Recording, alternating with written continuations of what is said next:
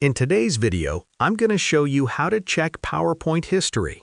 Of course, there's the Undo button, but there's another powerful option called Version History. This feature is available when your presentation is saved to the cloud using Microsoft OneDrive or SharePoint, and you're using Microsoft PowerPoint with autosave enabled. Open your PowerPoint presentation. At the top of the screen, click on the file name of your presentation. From the drop-down menu, select Version History.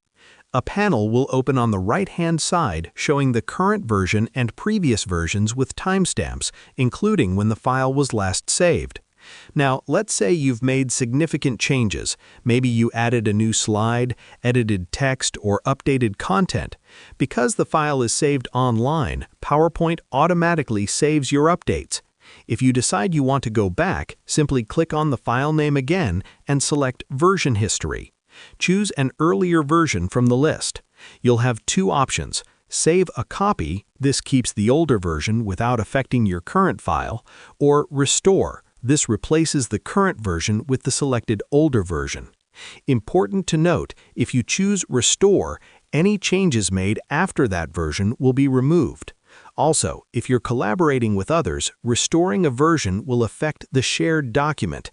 Any changes you make will be visible to everyone who has access to the file. And that's how you check and restore PowerPoint version history. If you found this helpful, don't forget to like and subscribe.